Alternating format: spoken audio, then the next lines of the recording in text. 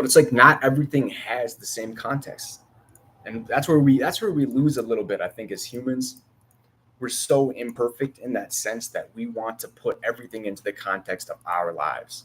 And we do this at all types of scales.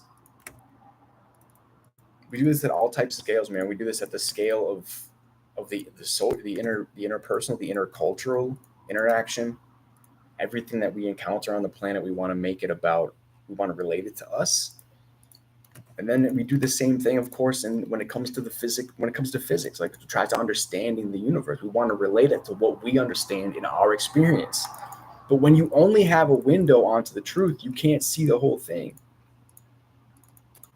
Man, have you ever like looked at a building or apartment or whatever on Google Maps or some internet page, and then you get there in person, you're like, this is so different. I could have never like this is did not feel like this. It didn't look like this. It didn't seem like this.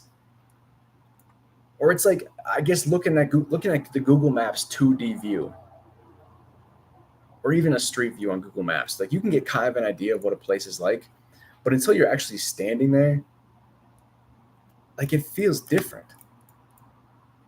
So it's like when we only have certain perspectives onto reality, we're not going to get the full effect, the full encompassing description, even indirectly describing it through our conceptualization of it. We're not going to get that. You're not going to get the full description of something that you're only looking at a certain angle of it. You're only looking at a certain perspective. It's skewed. So it's like but we want to prescribe everything into that same context that we are used to, especially as fucking people living on this planet and in this dimension or whatever. And it's like that doesn't really have the same. I think in all of these applications, it just doesn't have the usefulness that you want to think it does, because there's this unambiguous anthropocentric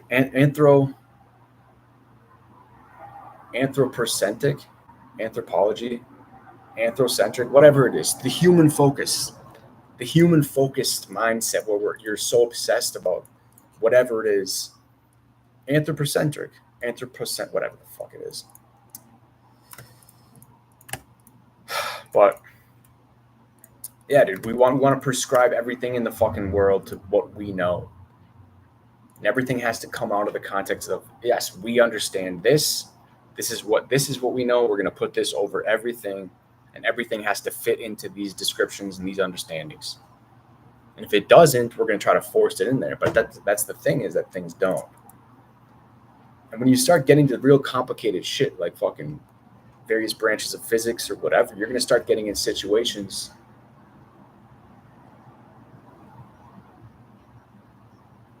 You're going to start to get into situations where you're just throwing away some of the usefulness of the math not throwing away, but you're going to get into this certain corner where you're trying to put things into what we know, where there's this whole other world that exists that doesn't have any relevance. It's irrelevant. The world we live in is irrelevant to everything outside of it. That's what the arrogance is of humans, is that we think that everything inside of our world is the world, and everything outside of it is going to be like our world is. Anthropocentric, anthropology, anthrocentric, anthropocentric. I don't want to say like procentric. Anthropocentric, whatever. Fuck these people. Fuck these words. But that's what it is that. So this was like, the context of looking at a wave propagating through water is not going to be the same as a wave that's not even inside of our three-dimensional universe. Even if it's described mathematically, that's the beauty of mathematics, is that it doesn't need seemingly it doesn't need context. It seems to exist outside of the context of physics, or our certain sense of physics or whatever. Jumpy. But yeah, man. That's one of the things. It's just funny to watch people go through that mental exercise too. because we always will try to do that. We want to first fit things into the world that we know. Our preconceived notion of the world becomes the template that we try to force onto anything we encounter. I think that's why doing shit like traveling or getting in different fucking experiences is important, because it broadens, it breaks down your expectations, because you realize that what you conceive of the world is incorrect and not incomplete, not incorrect, but incomplete. And if you take it explicitly and comprehensively, yes, it's incorrect.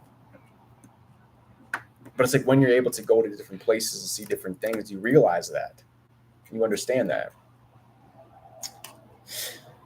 And so I wish that we could go to a place outside of this realm, man, and see different type of things, because it gives you just the perspective that this isn't everything that we have. This isn't everything that there is. And so that's why where we can start to really understand things that exist outside of our world is to start not comparing them to our world. But then it comes to the question of how do you conceptualize something if it's not in reference to something else? Because things have to be defined by definition in comparison. Things don't really exist on their own.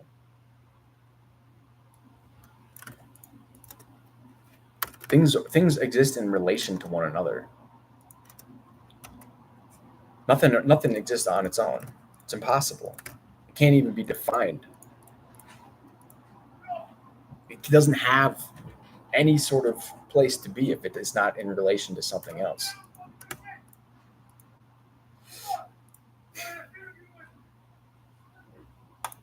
So, and then there's people just outside yelling. So that's the contradiction of life. That's the beauty of life, man. You've got me in here being a fucking lunatic, talking to myself on this, and then you've got other lunatics outside screaming about who knows what, doing violent activities in the street. So you got me sitting inside of an office talking about random bullshit that has, probably nobody will ever hear ever. And then you have a mentally deranged person outside of my window yelling, screaming about who knows what. And that's what life is, man. Life is sitting in an office building day after day at a computer, rambling, ranting to yourself about random shit.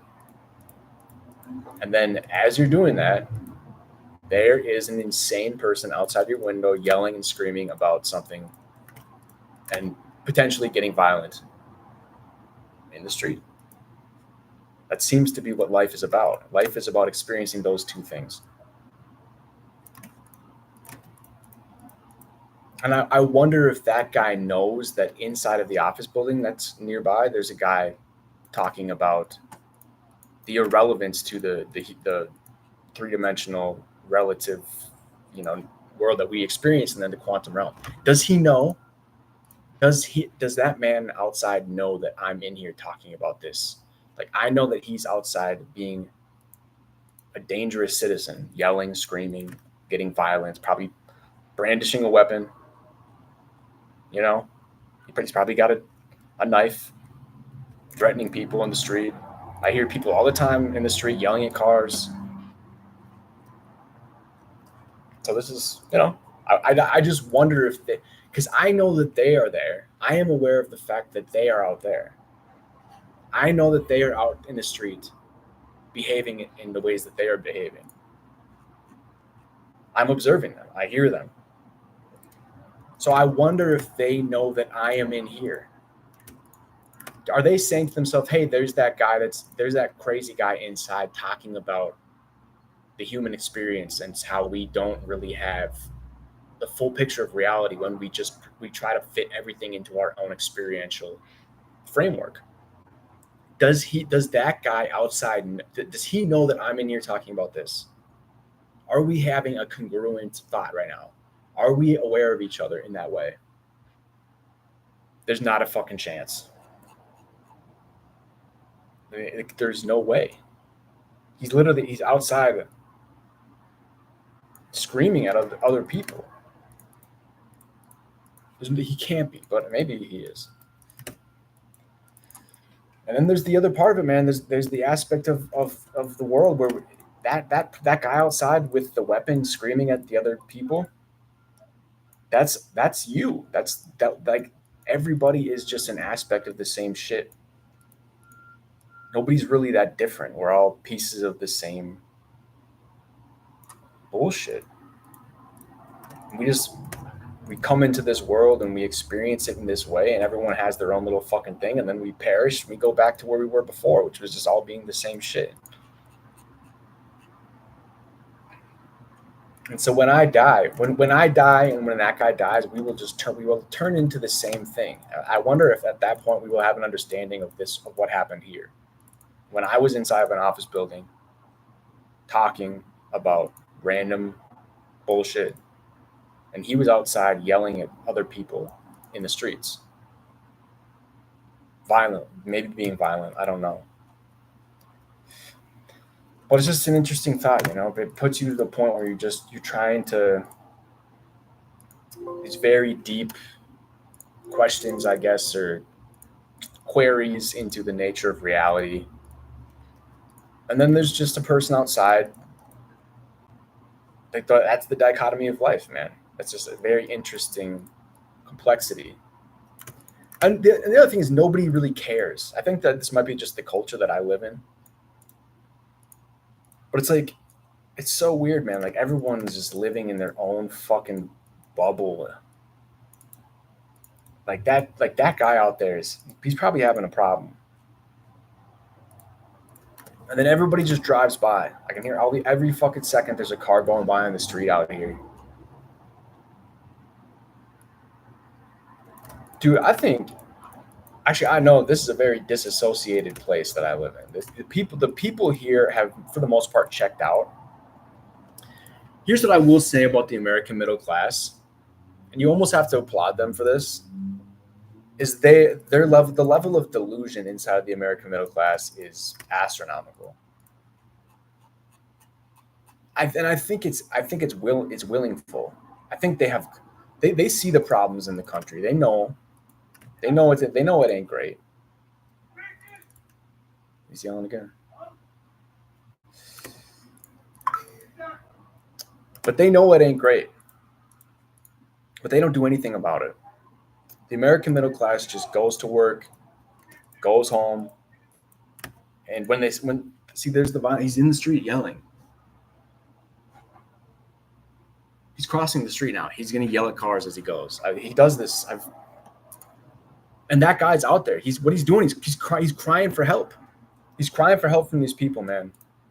And no one's going to stop. No one's going to even look at him. He's just going to. There he goes again. He said, "You're a bitch."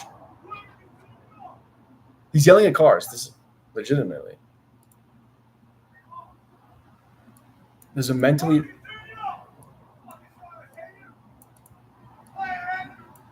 Player hater. He's yelling at cars, dude. What a moment. Because this is what life is. This is what I'm talking about. Look, the middle class is just driving by. There's a lunatic in the median, in the roadway. Right outside of my window, there's a fucking mentally deranged lunatic standing in the median, yelling at cars passing by. That's what the American middle class is, dude. They get in their cars in the suburbs, and they drive down the streets of this country, past the lunatics, the mentally deranged, insane people that are in the median. And they just drive by. They don't look. And if their kid says, "What was that guy doing?" They just, "Don't worry about him. Don't look, sweetie. Don't look at him." That's what our culture is, dude. That's a disassociation. That's where the middle class is now. The middle class is in a place where they're just checked out to the point. They're checked out to the point where they are unable to even acknowledge the problems in the country. I don't know what's going to happen to the middle class in America. Those people, they're not cut out to exist in a world that doesn't involve the trappings of the middle class. All of the things that compose the American middle class, all of the systems that work to make life so facilitated for that group of people. I know I came from it, man. I grew up in it. At a certain point, I dropped out of it. I'm trying to circumvent it. We'll see what happens. I mean, but I have interesting perspective. I have an insiders and an outsider. Let me look at this. Look at me right now. I'm not in the middle class anymore. Don't be thinking it. I make middle class money, but it's a certain type of lifestyle that entails the middle class in America. And one of the main activities of being a middle class citizen in this country is driving from your house in the suburbs to your office job. And as you're doing that, you're going down a roadway and you see a mentally deranged lunatic in the middle of the highway screaming at cars. He's screaming, he screams at cars. He says, don't play. He says, stop player hating at cars that pass by. And all that guy wants is people to just give him some sort of acknowledgement. Well, guess what, man? I'm acknowledging you today. I salute you, deranged and mentally insane guy. I see you. I recognize your spirit and your energy. I see you. I see you for what you are. You're not happy. You've been abandoned. You got fucked with. Somebody probably fucked with you. And now you just want somebody to look at you because you're not doing well. And everyone turns their eyes away when you walk by. Well, guess what? I fucking see you, man. I see you.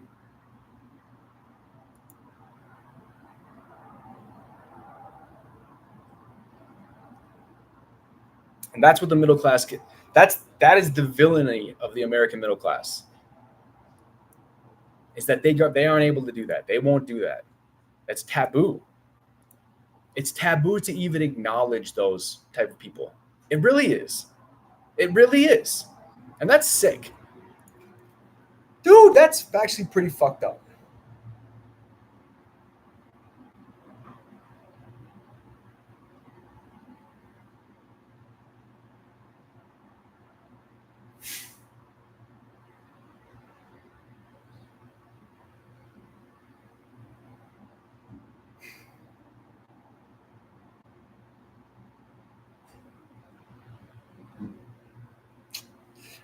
I can't. I got nothing else to say after that. That's pretty.